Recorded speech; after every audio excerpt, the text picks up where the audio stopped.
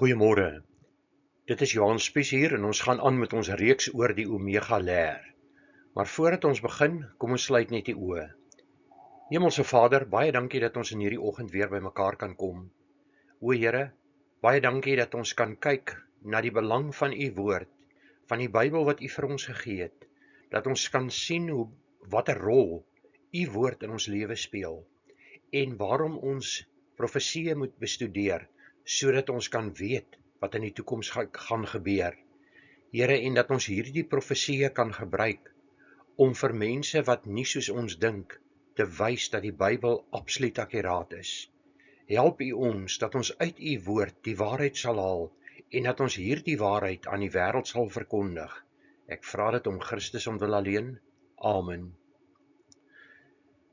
Ons kom vandag by die 5de aflewering. Ons het nou vinnig al gekyk na waar die wêreld tans staan, barensnood van die wêreld. Toe het ons gekyk na Openbaring, 'n baie vlugtige oorsig oor Openbaring, en daarna het ons aandag gegee aan die Antichrist. Vandag kom ons by seker die belangrikste profesie wat in die Bybel vir ons opgeteken is, en dit is die visie wat God vir Daniël gegee het, waarin Daniël 70 weke gesien het. Hierdie gedeelte is vir ons opgeteken in Daniël 9. So kom ons begin en ons kyk, wat het Daniël gesien en wat is die implikasie vir ons? Ons lees Daniël 9 vanaf vers 24 tot 27. Ek gaan so versie op beslag doen en dan gaan ons eers gesels oor die vers voor ons verder gaan. 70 seventalle is oor jou volk en jou heilige stad bepaal, om die goddeloosheid te volëindig en om die maat van die sondes vol te maak, en om die ongeregtigheid te versoen, en om ewige geregtigheid aan te bring, en om gesig en profeet te beseël, en om wat hoog heilig is te salf. Dit is 'n enkele sin, maar hier is ongelooflik baie dinge in hierdie sin vir ons opgeteken. Kom ons begin eerstens om praat oor wat is hierdie 70 seventalle waarvan Daniël hier praat. As ons teruggaan na Genesis 29, dan lees ons in vers 27, hou die volle bruilofsweek, let op, dis 'n week waarvan gepraat word met haar, dan sal ons jou die ander een ook gee vir die diens wat jy nog 7 jaar by my moet volbring. Dit wys vir ons dat die 70 jaar of die 70 weke waarvan hier gepraat word, eintlik dui op 70 periodes van 7 jaar elk en daarom 490 jaar. En ons gaan net nou meer oor hierdie gedeelte gesels. Ek wil net hierdie noem dat u kan bybly. Terloops, die geskiedenis wat ons hier gelees het is Jakob het gewerk om sy vrou te kry, en toe hy trou, toe kom hy agter, maar dis nie die vrou wat hy wou gehad het nie, hulle het Lea vir hom gegee, die een wat hy nie wou gehad het nie. En interessant genoeg, as ons dan deur die Bybel lees, kom ons agter dat Lea op die ou end eintlik sy gunsteling vrou geword het. Maar dit is die agtergrond tot dit wat ons gelees het, om te kom by die getalle. En nou kom ons by 'n hele klompie verskillende punte wat hier gemaak word. Naamlik die goddeloosheid wat volëindig moet word ensovoorts. En ons moet kyk wat beteken elkeen van hierdie gedeeltes. Net as ons weer teruggaan na hierdie hele profesie van Daniël. Ek het al soveel kere gepraat oor die skool vir hoër kritiese denke wat by die Universiteit van Frankfurt in Duitsland gestig is. Dit is 'n groep wat alle wonderwerke bevraagteken en sê daar is nie iets soos wonderwerke nie.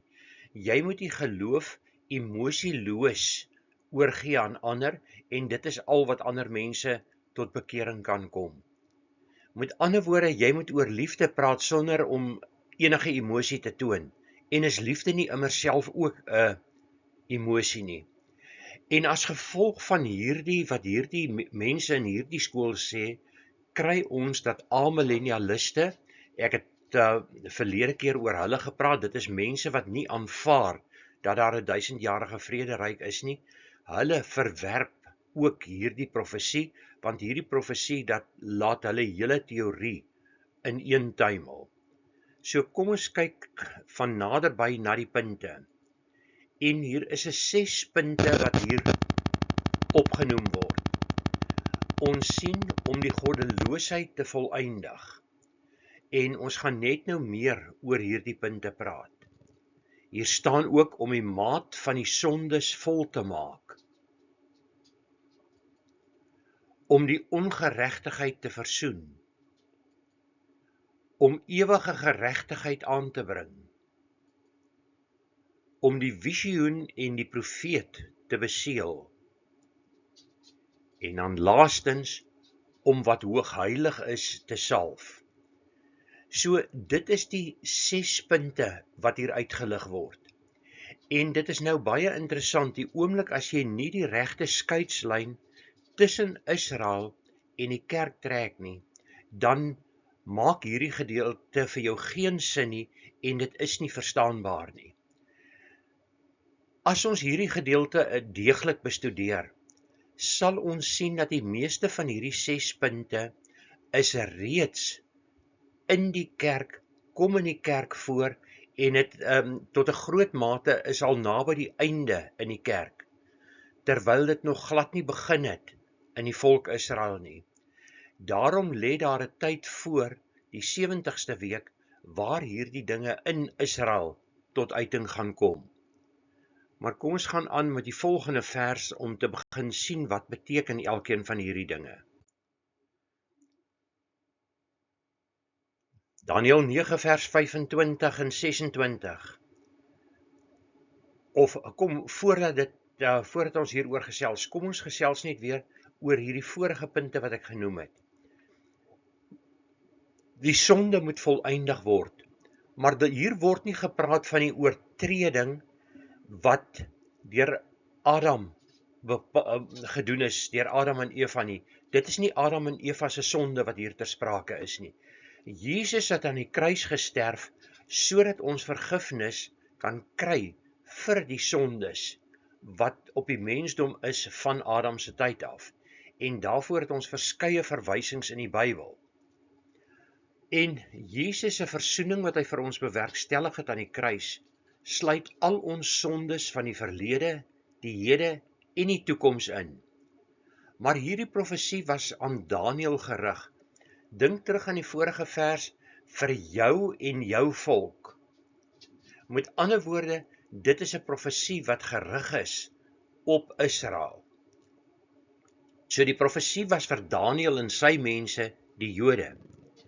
Die profetiese oorlosie van God het gestop, toe die Jode versplinter is na die uithoeke van die aarde. Daar was 'n effense oorvleeling in die tyd toe die oorlosie gestop is, en toe die Messias afgesny is. Die Jode het 'n verdere 40 jaar lank in hulle land gebly, en hulle finale verspreiding het eers in 135 na Christus plaasgevind. Maar hulle teruggekeer na hulle land in 1948. En die oorlosie het nog nie weer begin tik vir Israel nie. Alle tekens dui daarop dat dit binnekort weer sal begin tik. Dit was die tweede lesing wat ek in hierdie reeks gegee het ons daaroor gepraat. Die skakeling tussen die oorlosie en Israel dui daarop dat die 6 aksies deur Israel voltooi moet word, nie deur die heidene wat gelowig geword het en nou die kerk gevorm het nie. Christus se kruisiging het 'n einde gebring aan die onvergeeflike sonde vir die heidene. Vergelyk maar Hebreërs 10 vers 12 en jy sal dit sien. Dit het ook die ongeregtigheid van die wêreld versoen, Romeine 5 vers 6 tot 10. Maar Israel moet Jesus steeds as hulle verlosser en Messias aanvaar, voordat sy dade hulle as 'n nasie sal beveilig. En dit gaan eers met sy wederkoms gebeur. Dit lees ons ook in Romeine 11 vers 26 en 27. In die liggaam van Christus bestaan daar geen Jood of heiden nie. Dus kan Jode selfs gedurende hierdie bedeling hulle na Christus wend. So, hoewel hierdie profesie op Israel gerig is alle aspekte vir die heidene vervul met die eerste koms van die Here, want ons het toe vir Jesus Christus aanvaar as ons verlosser. Baie van ons het nie toegeleef nie, ons het dit later aanvaar, maar ons kom in die tradisie om hom te aanvaar. Maar Israel het nog nie daarin gekom nie.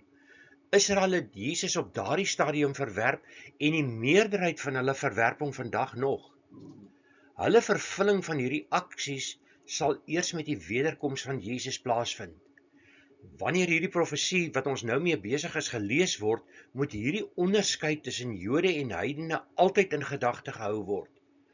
Gedurende die tydperk tussen die twee komste van ons Here, moet die Jode hulle godsdiens verwerp en Jesus as hulle Here en Verlosser aanvaar, om ook deel van die bruid van Jesus te word. Maar daar word 'n 70ste week aan Israel gegee om sekere take af te handel. Die eerste deel, 7 7-talle, was met ander woorde 'n 49 jaar lange periode, was daar om Jerusalem fisies te herstel. Toe het hulle 62 7-talle gekry, met ander woorde 62 keer 7 jaar, waarin die geestelike veranderings moes plaasgevind het. Maar dit het nie gebeur nie. Daniël word gemaan om die kennis en insig te besit, om die betekenis van hierdie boodskap te verstaan. Dit kry ons nou in vers 25 wat ons gaan lees. En dit is wat daar staan. Nou moet jy weet en verstaan, van die uitgang van die woord af om Jerusalem te herstel en op te bou, tot op 'n gesalfde, 'n vors, is 7 7-talle. Ons het reeds oor die eerste gepraat, Jerusalem moes opgebou word. En dan kom ons by die tweede gedeelte. En 62 7-talle lank sal dit herstel en opgebou word, met pleine en slote, maar in tye van benoudheid. Ons stop eers daar. So, Daniël moet die betekenis van die genoemde tydperk verstaan. En die tyd word gemeet vandat die opdrag, dit word hier in hierdie gedeelte gestel, die uitgang van die woord, dat Jerusalem herstel moet word. So die 70 weke sou begin het, sodra die bevel uitgereik word. En nou kry 'n mense wat hierdie gedeelte glad nie verstaan nie, en dit is ook sekere kommentare, praat dat die 70 weke wat oor Israel uitgeroep is, bloot dui op die 70 jaar wat Israel weggevoer sou wees. Dit is mense wat nie die verskillende gedeeltes van hulle Bybel in verband met mekaar bring nie, en daarom nie hierdie boodskap kan verstaan nie. So die 70 weke sal begin sodra die bevel uitgereik word, en die klem val op die herstel van Jerusalem en nie die herbou van die tempel nie. Die tyd het dus nie begin toe Kores die bevel uitgevaardig het dat die tempel herbou moet word nie. Ons lees daarvan in 2 Kronieke 36 en Esra 1. Ook nie volgens die bevele van Darius of van Artasasta, wat ons in Esra 7 en Nehemia 2 van lees nie, aangesien dit ook in verband met die tempel was. Hierdie profesie gaan duidelik oor die opdrag om Jerusalem te herbou. En moenie verwar word nie, daar was verskillende Artasastas op die troon. Die opdrag om Jerusalem te herbou is uiteindelik deur Artasasta, maar nou word die tweede naam bygevoeg dat ons dit moet kan onderskei. Van die eerste Artasasta word uiteindelik deur Artasasta Longimanus gegee, gedurende die 20ste jaar van sy regering. Dit staan in Nehemia 2 vers 1. En hierdie Artasasta Longimanus het in 465 voor Christus begin regeer. En die bevel is op die eerste dag van Nisan uitgereik. Dit is een van die Joodse maande. En dit is die maand wat God vir hulle gesê het, en omdat die Joodse maande met 'n maansiklus werk, kan ons by NASA die inligting kry en uitwerk wanneer was dit nuwe maan, wanneer was dit volmaan, wanneer was hierdie verskillende feeste gewees? Volgens ons kalenderstelsel was hierdie bevel uitgereik op die 14de Maart 445 voor Christus. Daniël word daarin herinner dat die 70 sewes in 3 verskillende tydperke verdeel word. Met ander woorde, dis baie belangrik hierdie verdeling in 3 verskillende tydperke. Die eerste tydperk van 7 sewes, 49 jaar, is vanaf die tyd dat die bevel uitgereik word om Jerusalem te herbou, tot die strate en die mure voltooi is. Die tweede tydperk van 62 sewes is 434 jaar, sou voltooi word as die gesalfde uitgeroei is. En vir hierdie hele tyd, is die waar ek opgehou lees het net nou, sou Jerusalem in 'n tyd van benoudheid wees, en hy sou onder hierdie omstandighede herbou moes word. En volgens die geskiedenis, wat ons uit ander bronne in die hande kry, is Jerusalem binne 49 jaar herbou. En tydens die hele periode moes hulle onder voortdurende vrees van vernietiging werk. As julle hierdie gedeelte mooi wil nagaan, lees 'n bietjie die boek Nehemia. En dit bring ons by 'n interessante Bybelse boek, buitebybelse boek, wat vir ons vertel hoe hierdie dinge in mekaar steek. In Engeland was daar 'n Robert Anderson. Hy het van 1849 tot 1918 geleef. En hy is die eerste persoon wat werklik verstaan het wat hier bedoel word. Dis nogal 'n baie interessante geskiedenis as ons daarna kyk. Hy was 'n assistent-kommissaris van die Britse polisie by Scotland Yard. Maar hy was 'n Christen en hy het baie Christelike boeke in sy vrye tyd geskryf. Hy het destyds tot bekering gekom op 'n 19-jarige ouderdom tydens die Ierse herlewing. En die boek van Daniël het hom gefassineer. En toe het Anderson 'n boek geskryf en gepubliseer, The Coming Prince, en hierdie boek is in 1895 gepubliseer. Maar die interessantheid is dat baie mense die Coming Prince heeltemal verkeerd lees. Hulle lees dit as die wederkoms van Jesus Christus.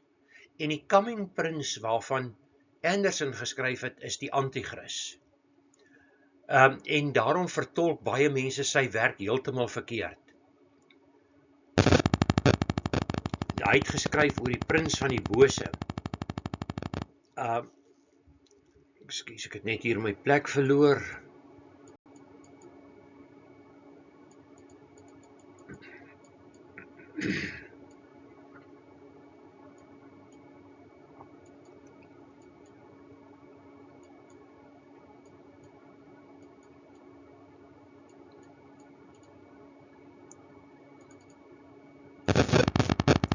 Met 'n rekenaar is 'n mens net effe verkeerd druk, is als anders as wat jy dit wou gehad het.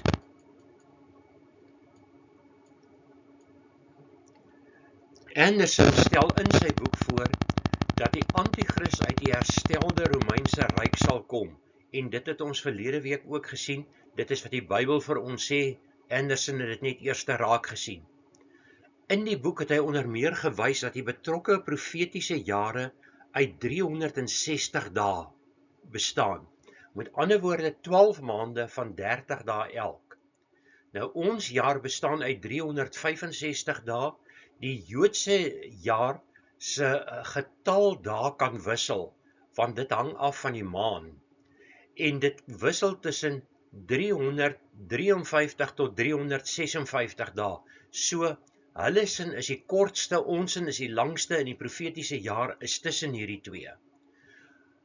Maar as 'n mens hierdie dinge verstaan, dan maak die dinge meer sin. En nou verwys ek sommer na 'n hele klomp plekke. Ek gaan nie nou daarna verwys nie. Ons gaan in Openbaring daarby kom en op 'n ander plekke in Daniël ook. As ons praat van 'n tyd, of as die profete skryf van 'n tyd, bedoel hulle 'n jaar. As hulle skryf van tye, is dit 2 jaar. As hulle praat van 'n halwe tyd, is dit 'n half jaar.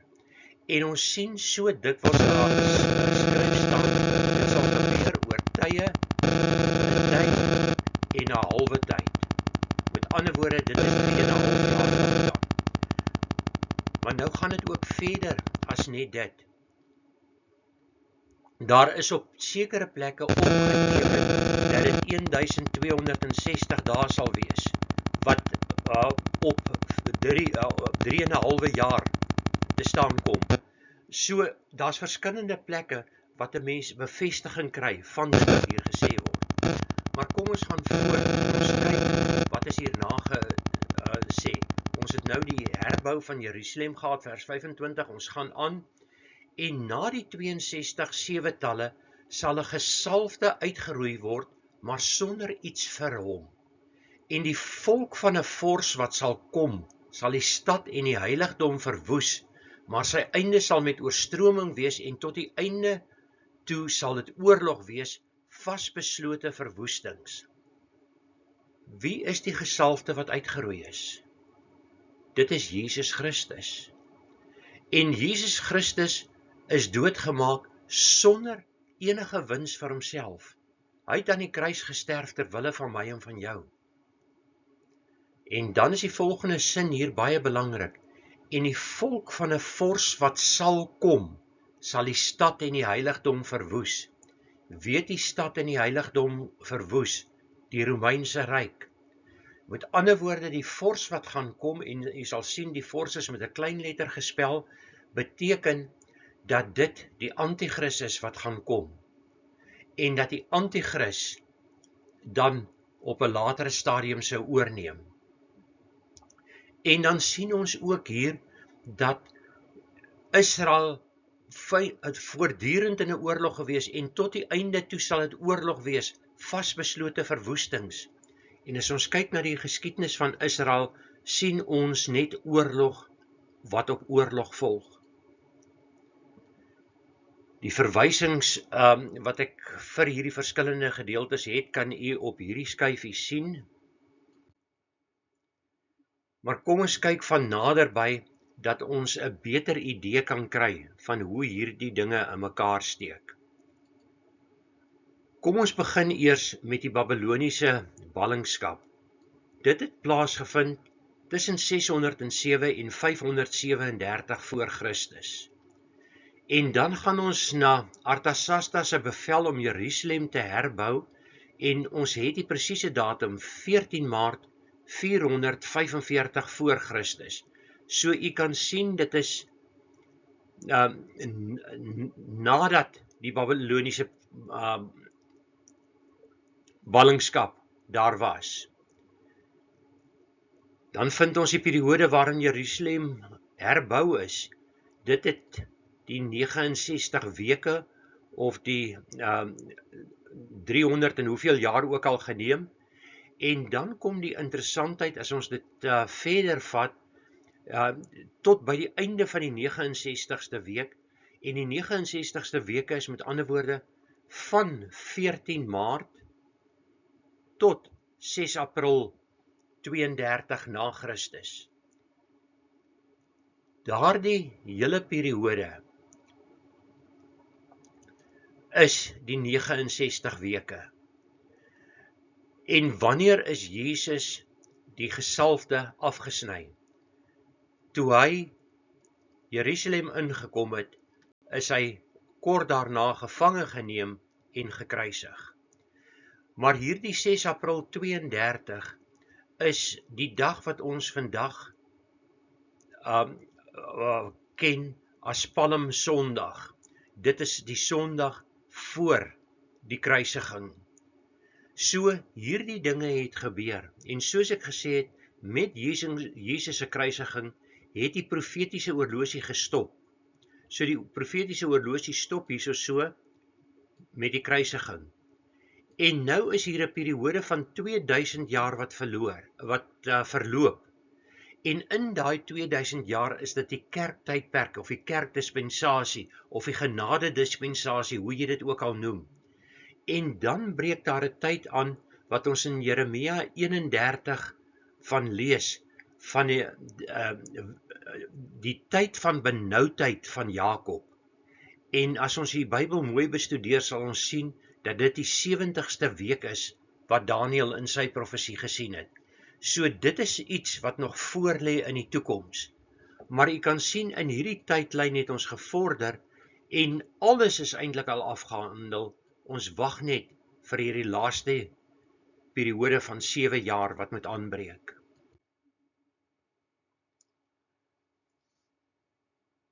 Daniël 9 vers 27, die laaste gedeelte dan wat ons vandag bespreek. En hy, in die vorige versie het ons nog gelees van die vors uit die nasie wat Israel en Jerusalem verwoes het. Dit is die hy waarvan hier gepraat word. En hy sal 1 week lank, met ander woorde vir 7 jaar lank, met 'n baie sterk verbond sluit. En gedurende die helfte van die week sal hy slagoffer en spysoffer laat ophou. En op die vleuels van gruwel sal daar 'n verwoester wees, en wel tot aan die einde. En wat vasbesluit is, sal oor wat woes is, uitgestort word. Weereens baie ingewikkelde woorde wat Daniël hier gebruik. Die eerste klompie hoofstukke van Daniël is in 'n verskriklike, maklike, verstaanbare taal geskryf. En die oomblik as ons by hierdie visioen kom, is dit uiters moeilik geskryf en is moeilik verstaanbaar en jy moet jou Bybel werklik bestudeer om hierdie gedeelte te kan verstaan. So wat ons hier sien is daar gaan vir 7 jaar lank met baie volkere 'n sterk verbond gesluit word. Onthou jy wat ek gesê het toe ons so oorsigtelik na Openbaring gekyk het in Openbaring 6, die ruiter op die wit perd. Dit is die anti-kris wat gaan kom, hy gaan lyk na 'n vredevors en hy gaan 'n verbond, die boog wat hy het is soos die reënboog, is 'n verbond, gaan hy sluit met baie. Hy gaan heel moontlik die tempel herbou op die Tempelberg en daarom gaan Israel hom volg, want hulle wil die tempel hê. Maar in die helfte van die week, so na 3,5 jaar, gaan hy die slagoffer en spysoffer laat ophou. Die feit dat slagoffer en spysoffer genoem word, wys vir ons dat die tempel daar gaan wees en dat die tempel gaan funksioneer en die Jode gaan op hulle tradisionele wyse gaan hulle diere offer op die altaar daar. Maar na die helfte, na 3,5 jaar, gaan hy dit laat ophou. En dan word daar gepraat van die gruwels. Dit wat gepraat word, is die afleiding wat ons maak as ons kyk na ander gedeeltes in Daniël en in ander Bybelboeke, is dat op daardie tydstip gaan die anti-kris dan sê dat hy God is.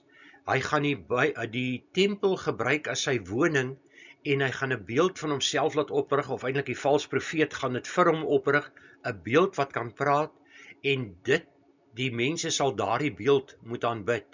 So dit is wat hier bespreek word. Maar kom ons kyk 'n bietjie verder. By die wederkoms van die Here, met ander woorde aan die einde van tyd, sal die Jode as 'n nasie tot bekering kom. En dis die enigste groep waar die hele volk tot bekering gaan kom. Hulle gaan Jesus aanneem en hulle gaan deel in die seën van die voltooiing van die 6 aksies, daardie lys van 6 wat ons op die eerste skyfie gesien het. Verwysings hiervan kry ons in Jesaja 53 en Jeremia 31 veral, maar ook Sagaria, Galasiërs, Kolossense en Openbaring. Wanneer die volheid van die heidene bereik is, sal die visioen nie meer vir Israel verseël word nie. Met ander woorde, hierdie 6 stappe wat reeds vir die heidene openbaar is, gaan dan ook vir Israel openbaar word. Lees 'n bietjie Romeine 11 vers 25 en 1 Korintiërs 13 vers 8 tot 10. Die allerheiligste in hierdie profesie verwys vir die Jode na die tempel, en dit is nie die tempel wat ek nou van gepraat het wat gaan staan op die Tempelberg nie. Daardie tempel het ek al baie oor gepraat. Die derde tempel gaan 'n tempel vir die anti-kris wees. Hy gaan weer vernietig word deur 'n verskriklike groot aardbewing wat gaan plaasvind die oomblik as Jesus terugkeer na die aarde toe. Hierdie verwys na die 1000-jarige tempel. Dis 'n tempel wat tydens die vrederyk gebou gaan word en dit gaan die punt wees waarvandaan Jesus dit gaan sy huis wees, om dit so te stel, vir die 1000-jarige vrederyk. En soos die Engelse Bybel dit beskryf, die Shekinah glory.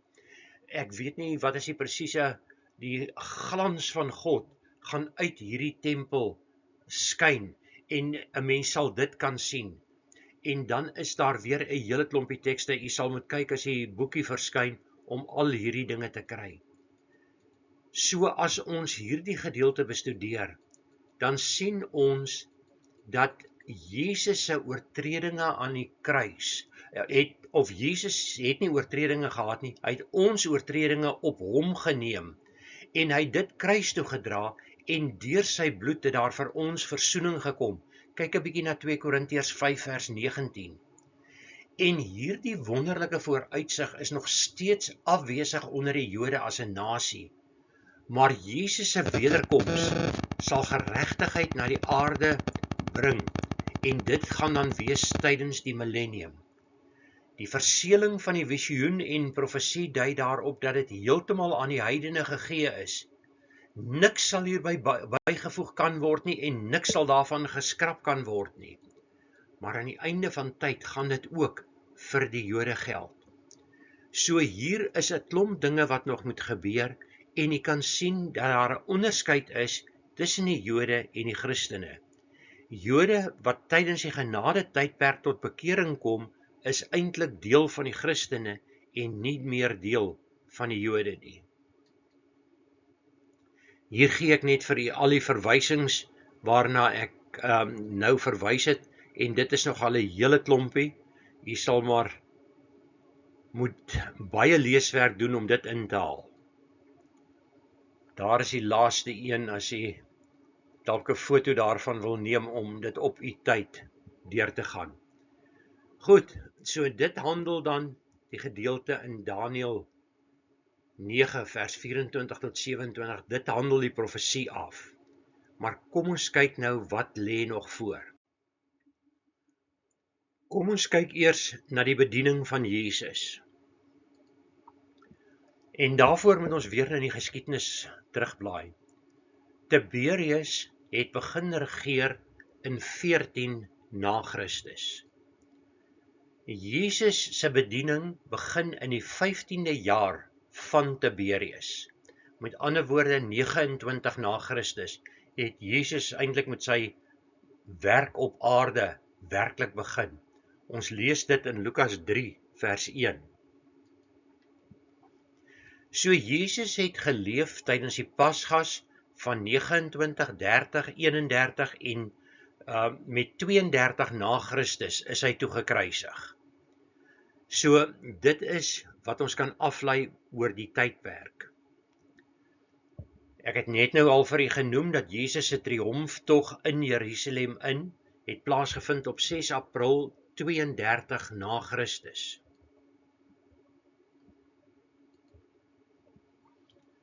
Volgens Daniël 9 vers 26 sou die vors afgesny word na 7 plus 62 7-talle. Nou moet ons eers 'n bietjie wiskunde doen. 7 7-talle is 49 jaar. 49 maal 'n jaar is 360 dae, die profetiese jare. Dit gee vir ons 17.640 dae. Dan het ons 62 7-talle wat 434 jaar is. As ons kyk na die hoeveelheid dae, is dit 156.240 dae. En ek moet hierdie somme doen om vir u te wys hoe absoluut akkuraat hierdie profesie was. So in totaal, vandat die bevel uitgevaardig is om Jerusalem te herbou, totdat Jesus afgesny word, met ander woorde, totdat hy in Jerusalem uitry, behoort 173.880 dae te wees. Kom ons bereken dit nou met moderne metodes volgens ons moderne kalender. Die bevel dat Jerusalem herbou moes word tot die fors afgesny is, het ons nou gesien, is 173.880 dae. Volgens die Gregoriaanse kalender, dis die kalender wat ons gebruik, van 445 voor Christus tot 32 na Christus is 476 jaar. Vir diegene wat my nou bevraagteken hier en wil hê dit moet 477 jaar wees, onthou daar was nie 'n jaar 0 nie. Die jaartal was 1 voor Christus en die jaar daarna was 1 na Christus. So daar val 1 hele jaar weg, daar was nie 'n jaar 0 gewees nie. So 446 jaar maal 365 dae per jaar gee vir ons 173.740 dae.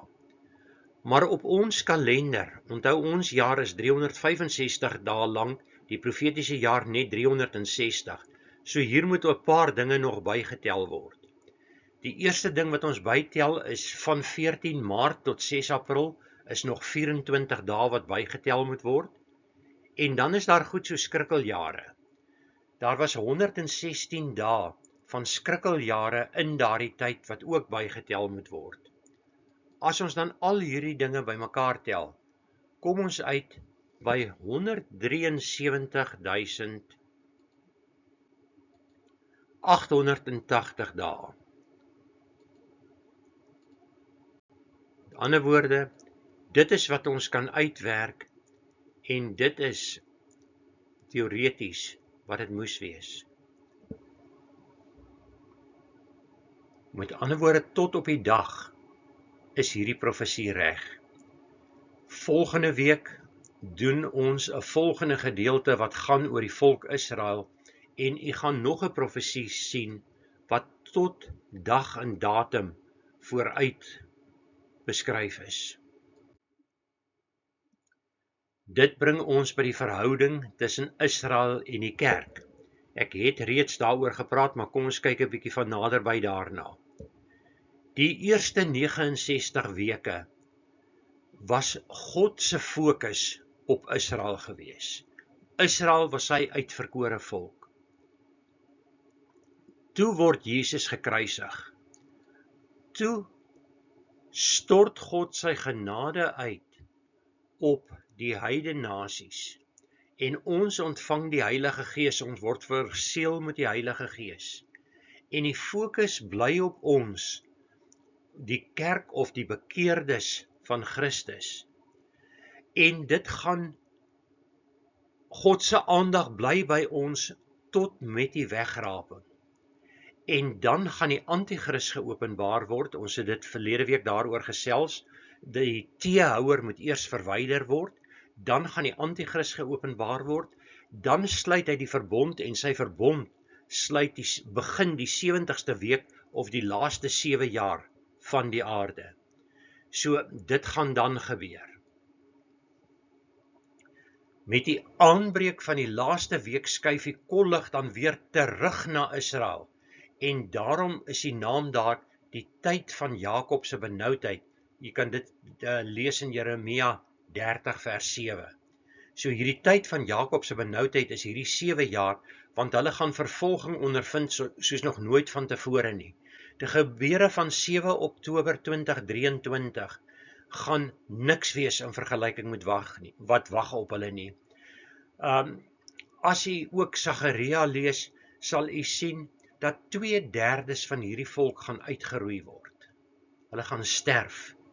Maar die derde wat oorbly, soos ons net nou gesien het in Romeine, daai volle derde gaan Jesus Christus as hulle verlosser aanvaar. Maar dit gaan eers aan die einde van hierdie 7 jaar van verdrukking wees. En hierdie 7 jaar van verdrukking is dit waarvan ons lees in hoofstukke 6 tot 18 van Openbaring. Nou kan jy sien hoekom ek hierdie dinge moet beskryf, dan kan jy beter verstaan as ons by Openbaring self kom. Ons bly by hierdie 70ste week.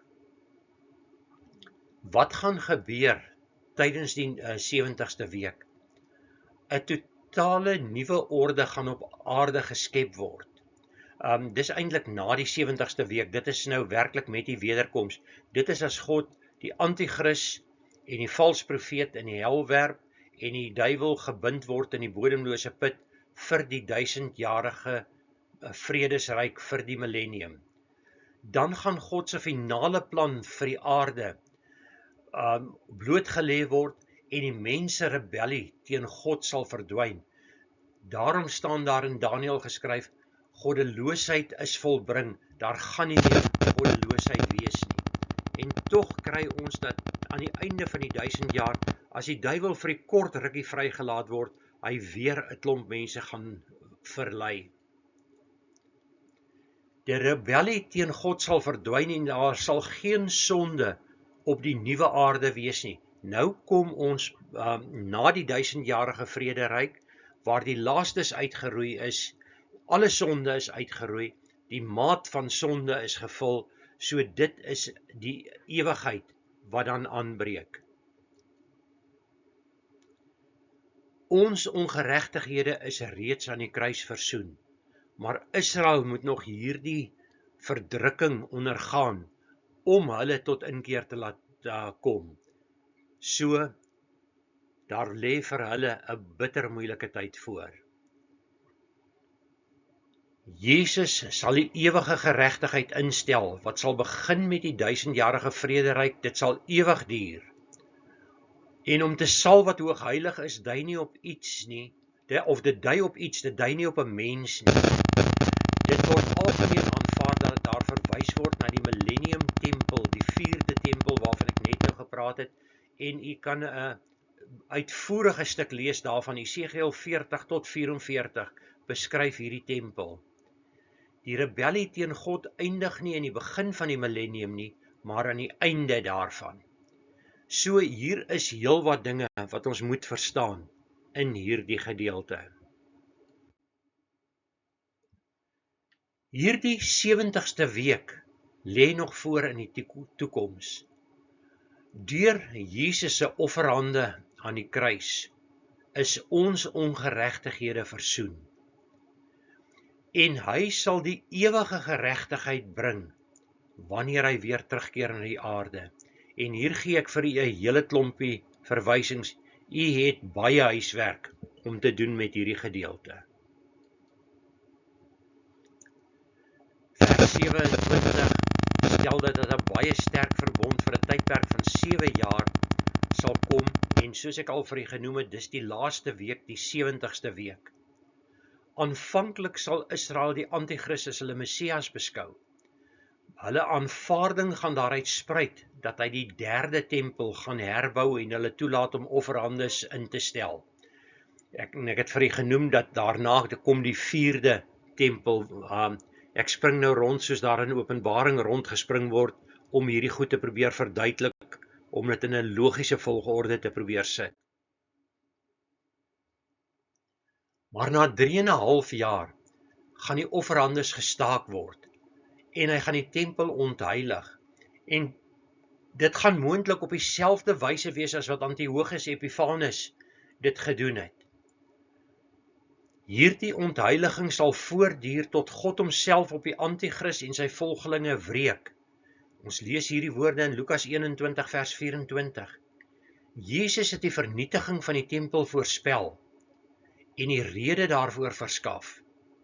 En besonderhede van hierdie gebeure is opgeteken in Openbaring 12, 13 en 12 en 13. Hierdie ongeregtigheid, dit wat die volgelinge van Jesus is, of die volgelinge van die anti-kris wat verwerp gaan word, dit is wat ons kry in Openbaring 16, waar die skaaloordele is, en die oordele so vinnig op mekaar volg, daar gaan sondigheid finaal vernietig word, en daar gaan geen sondiges meer oorwees op aarde nie. So die verdrukking eindig dan met die wederkoms van die Here. Gebeure tydens die verdrukking word vir ons beskryf in Openbaring 6 tot 19. Daniël se 70ste week sien ons in Daniël 9, die Olyfberg prediking van Jesus in Matteus 24, ook in die ooreenstemmende plekke in Markus en Lukas.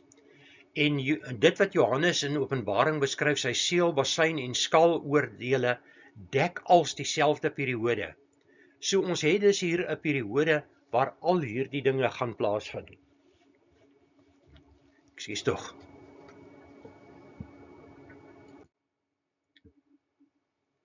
Ek keer weer terug na die gapingsperiode. Met ander woorde, voordat die 70ste week aanbreek. Dit is die genade tydperk waarin ons nou leef. Het Hosea 3 'n beskrywing van hoe Israel gaan leef in hierdie tyd. Hulle sal wees sonder 'n koning. Israel het 'n president, maar hulle het nie 'n koning nie. Hulle het nie 'n vors nie. Hulle het nie offerhandes nie, want hulle mag nie offerhandes offer op die Tempelberg nie, en hulle word nie toegelaat om dit op 'n ander plek te doen nie. Hulle aanbid nie beelde nie, hulle het nie huisgode nie. Want dis wat hierdie efod ook is. En Hosea het daarvan gepraat lank voor Jesus op aarde was. Hosea het ook beskryf hoe hulle in die laaste dae sal terugkeer en hulle God, hulle koning sal soek en hulle God sal vrees. En is dit nie wat ons nou kry nie? Kyk net met hierdie oorlog in Gaza teen Hamas, hoeveel Jode het nie weer hulle tradisionele godsdiens begin aanhang nie. En as hulle eers hulle tradisionele godsdiens aanhang, is dit soveel makliker om hulle ook by Jesus te kry. Maar as hulle afsydig teenoor God staan, dan gaan dit ook baie moeiliker wees dat hulle Jesus moet aanvaar. Baie Jode het in die afgelope eeu na hulle land teruggekeer, maar hulle moet nog geestelik terugkeer. En hulle geestelike terugkeer gaan tydens Daniël se 70ste week wees. En daarom kan jy ook sien waarom hierdie 70ste week 'n tyd is vir die Jode, nie vir die bruid van Jesus nie. Israel is tydens die gaping verblind vir die waarheid, tot die volheid van die heidene aanbreek. Dit is tot die heidene weggeraap word van die aarde. En as ek hier van heiden praat, praat ek nie van 'n ongelowige nie. Ek praat van diegene wat Jesus Christus as hulle verlosser aanvaar het. En dan breek hierdie tyd aan. En dit is hoekom ek glo in 'n wegraping voor die verdrukking. Want tydens die verdrukking gaan die Jode herstel word in hulle posisie. En hulle gaan Jesus Christus as hulle verlosser en saligmaker ook aanvaar. Daniël profeteer verskillende gebeurtenisse in hierdie gapingsperiode. En ek het nou baie oor hierdie punte gepraat en ongelukkig soms 'n bietjie onsamehangend, want ek moes spring van een onderwerp na 'n ander om vir u 'n geheel beeld te probeer gee. So ek het hom nie kronologies gedoen nie. Maar kom ons kyk wat is die belangrikste dinge wat Daniël hier vir ons beskryf het. Die eerste is dat 'n Messias sou uitgeroei word, maar nie vir homself nie. En dit is woorde wat ons ook kry in Lukas en in 1 Petrus. Jesus het gesterf aan die kruis vir my en vir jou. Die stad in die heiligdom sou vernietig word. Dit is ook in die Nuwe Testament opgeteken. Ons weet uit die geskiedenis dit het wel gebeur. 'n Prins sal uit die nasie kom as die mense wat ek herhaal, ek lees altyd hierdie sin verkeerd, die kort myns insiens 'n komma. 'n Prins sal kom uit 'n prins sal uit dieselfde nasie kom, en daar behoort 'n komma te wees, as die mense wat die stad en die tempel vernietig het. Met ander woorde, die Antichrist gaan kom uit die Romeinse ryk uit. En dit kan u dan in Daniël ook goed bestudeer. En dan is die ander ding wat spreek uit hierdie hele gedeelte, dat die land Israel verlate sou wees tot die terugkeer van die Jode. En ons gaan volgende week daarna kyk, en ons het al daarna gekyk in van die vorige uitsendings. dat die land verlate sou wees en dat hy verwoes sou wees en verskeie bekende mense het dit beskryf. Maar die land het reeds baie verander sedert die Jode begin terugkeer het na hulle land toe.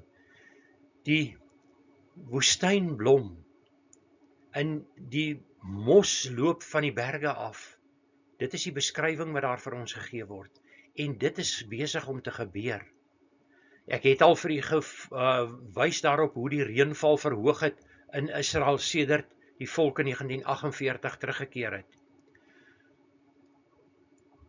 Israel is geseën met intelligensie. As 'n mens net kyk na mense wat die Nobelprys wen, name kom voor onder baie volkere van die wêreld, maar as jy kyk na die dan is die oorgrote meerderheid van die wetenskaplike wenners van Nobelprys is Jode. Dit is oor die 70% van hulle, tussen 70 en 80%. So intelligente nasie.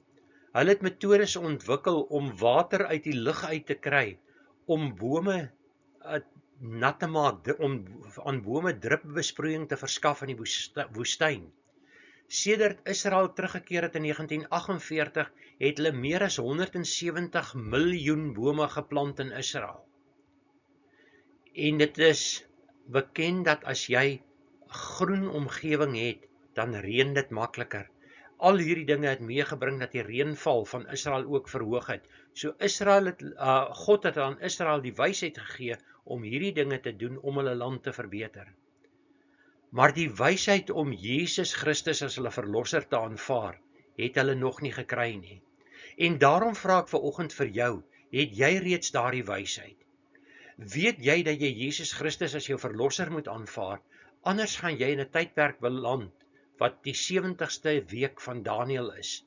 'n Tydperk waarin jy deur ongelooflike verdrukking sal gaan en wat jy heel moontlik gaan sterf. Nou kan jy Jesus kies in vrede. As jy in daardie tyd verkies om Jesus te volg, wag daar sekerlik die dood op jou. Jou liggaam gaan sterf, maar jou siel sal minstens gered wees. Dis nou die maklike tyd om Jesus te aanvaar. Dis nou die tyd om jou na Jesus te wend. En ek sê dit nie om u bang te praat nie. Ek stel hierdie dinge aan u as feite. U moet bewus wees daarvan, dat as u sien dat 'n groep mense, diegene wat u beskou as die gelowiges, as hulle met eens verdwyn van die aarde af, dan weet u was te laat gewees. U moes Jesus reeds op daai tydstip gevind het. Maar dan bid vir mense dat hulle tot bekering sal kom en kom self tot bekering. Al verloor jy jou lewe op daardie manier, gaan jy minstens die ewige lewe saam met Jesus kan deurbring. Hemelvader, ons dank U in hierdie oggend vir hierdie boodskap uit Daniël wat ons kon kyk. Here, dankie dat ons die absolute akkuraatheid van sy profeseë kan sien. Dis eintlik U profeseë wat U vir hom gegee het om aan ons weer te gee. Here, dankie vir die duidelikheid daarvan. Dankie dat U iemand soos Robert Anderson daar geplaas het om vir ons te verduidelik hoe hierdie dinge werk, dat ons dit ook beter kan verstaan. Here, dankie vir elkeen wat U profeseë predik en ons help om meer te verstaan. Here, ons weet van moeilike tye wat kom. U het ons gereed gemaak daarvoor. Gee dat ons gereed sal wees om U te ontmoet. Dat ons elke dag van ons lewens reg sal wees om U te ontmoet. Ons weet nie wanneer so iets met ons gebeur nie. Ons weet nie wanneer U ons kom haal. Het sy deur die dood, of dat U ons kom haal om by U aan te sluit in die wolke. Wat dit ook al mag wees. Hou U ons trou in hierdie tyd, Heer Jesus. Hou ons by U, hou ons nederig. Gee dat ons volgens U wil sal leef en U wil sal uitvoer. En ek vra dit in die naam van Hom wat gekom het om sy lewe aan die kruis af te lê, 3 dae later opgestaan het uit die dood en so die dood oorwin het, dat ons nie hoef te sterf vir ons sondes nie, maar dat ons die ewige lewe kan hê. Ons verlosser, ons Messias, Jesus Christus. Amen.